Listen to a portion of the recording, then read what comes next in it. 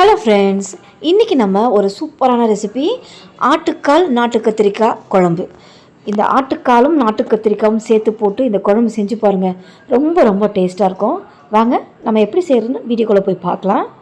அதுக்கு முதல்ல குக்கர் ஒன்று ஹீட் பண்ணிக்கிறேன். இந்த குழம்பு செய்கிறது குக்கரில் செய்யுங்க, கொஞ்சம் ஈஸியாக இருக்கும். இப்போ எண்ணெய் ஒரு 2 ஸ்பூன் சேர்த்துட்டு பிரியாணி ஸ்பைசஸ் போட்டு கூடவே பச்சை மிளகாய் ஒன்று, ஒரு மீடியம் சைஸ் வெங்காயம், இதை கண்ணாடி பதம் வர்ற வரைக்கும் மட்டும் வதக்கிக்கோங்க. ஓவர் குக்காக வதங்க வேணாம்.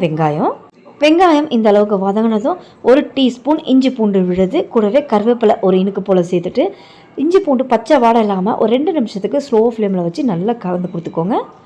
நெக்ஸ்ட்டு தக்காளி சேர்த்துக்கலாம். அரைச்சி தான் சேர்க்குறேன். 2 மீடியம் சைஸ் தக்காளி அரைச்சி சேர்த்துக்கிறேன். கூடவே கொஞ்சமாக மஞ்சள் பொடி சேர்த்துட்டு நல்லா கலந்து கொடுங்க. தக்காளியில் இருக்கிற அந்த சாறு பச்சை வாசனை இல்லாமல் நல்லா வதக்கி விட்டு எடுத்துக்கணும். இப்போ இந்த அளவுக்கு நல்லா வதங்கின பிறகு நாட்டு கத்திரிக்காய் ஒரு 200 கிராம் எடுத்துக்கிறேன். சைஸ் கொஞ்சம் பெருசாகவே இந்த அளவுக்கு கட் பண்ணிக்கோங்க. கூட ஒரு ஆட்டுக்காலை நல்லா வேக வச்சுது, அதாவது நான் இதை சூப்பாக எடுத்துட்டு சூப்பு தனியாகவும் ஆட்டுக்கால் தனியாகவும் எடுத்துட்டு அந்த ஆட்டுக்காலை தான் இந்த குழம்பு கூட சேர்த்து குழம்பாக செய்ய போகிறேன்.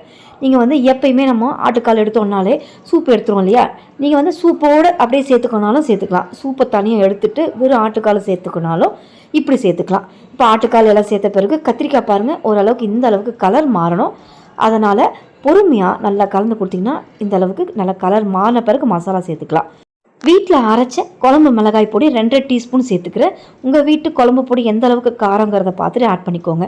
கூடவே 1/2 டீஸ்பூன் கரம் மசாலா, இந்த குழம்புக்கு தேவையான உப்பு, இதை சேர்த்துட்டு நல்லா கலந்து கொடுங்க. நல்லா கலந்து இந்த மசாலா கத்திரிக்காய் ஆட்டுக்கால் எல்லாம் நல்லா கலந்த பிறகு தான் நம்ம தண்ணியை சேர்த்து இதை நல்லா வேக விட்டுக்க போகிறோம்.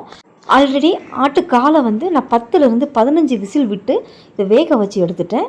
இந்த கத்திரிக்காய் கூட இந்த மசாலா கூட சேர்ந்து நல்லா ஒரு 3 விசில் விட்டு எடுத்துக்கணும். இப்போ தேவையான அளவுக்கு தண்ணி ஆட் பண்ணிக்கணும். குழம்பு எந்த கன்சிஸ்டன்சிக்கு வேணுமோ அதுக்கு தகுந்த மாதிரி தண்ணி சேர்த்துக்கோங்க. நான் ஒரு 1/2 லிட்டருக்கு தண்ணியை ஆட் பண்ணிக்கிறேன். ஆட் பண்ணி நல்லா கலந்து ஒரு கொதி வரட்டும். கொதி வந்த பிறகு ஒரு பொருளை சேர்க்கணும், அது இப்போ சொல்கிறேன். இப்போ நல்லா கொதி வந்துருச்சு. முந்திரி ஒரு 5 முழு முந்திரியை மிக்சியில் நல்லா பொடி பண்ணிவிட்டு கொஞ்சமாக தண்ணி சேர்த்து அதை ஃபைனாக அரைச்சி இதில் சேர்த்துக்கிறேன். தேங்காய் பாலோட இந்த முந்திரி பேஸ்ட்டு சேர்த்திங்க அப்படின்னா இதில் இருக்கிற அந்த காரம், உப்புத்தன்மை, இந்த கரம் மசாலாவோட ஃப்ளேவர் இதெல்லாமே சமமாக கொடுக்கும். எதுவுமே ரொம்ப அதிகமாக தெரியாது. கம்பல்சரி முந்திரி பேஸ்ட்டை ஆட் பண்ணிக்கோங்க. இப்போ சேர்த்துட்டு மூடி போட்டு சரியாக ஒரு 3 விசில் விட்டு இதை எடுத்துக்கிறேன். முந்திரியை அரைச்சி சேர்க்கறதுனால ஒரு ரிச் டேஸ்ட்டு கொடுக்கும் இந்த ஆட்டுக்கால் குழம்பு.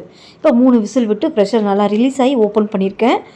ஆட்டுக்கால் குழம்பு நல்லா கமன்னு நல்லா வாசனையோட சூப்பராக வந்திருக்கு. இதுக்கப்புறம் ஒரு மெத்தட் இருக்குது. இதை அப்படியே நம்ம சர்வ் பண்ணக்கூடாது.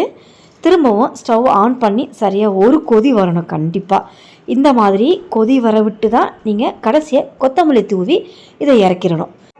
இந்த மெத்தடில் குழம்பு ட்ரை பண்ணி பாருங்கள். ரொம்ப ரொம்ப டேஸ்ட்டாக இருக்கும். கண்டிப்பாக மிஸ் பண்ணாமல் இந்த ஆட்டுக்கால் நாட்டு கத்திரிக்காய் குழம்பு ட்ரை பண்ணி பார்த்துட்டு டேஸ்ட் எப்படி வந்துச்சுன்னு கமெண்ட் பண்ணுங்கள். வீடியோ பிடிச்சிருந்தா மறக்காமல் சேனலை சப்ஸ்கிரைப் பண்ணுங்கள். ரொம்ப பிடிச்சிருந்தா லைக் ஷேர் பண்ணுங்கள். தேங்க்யூ.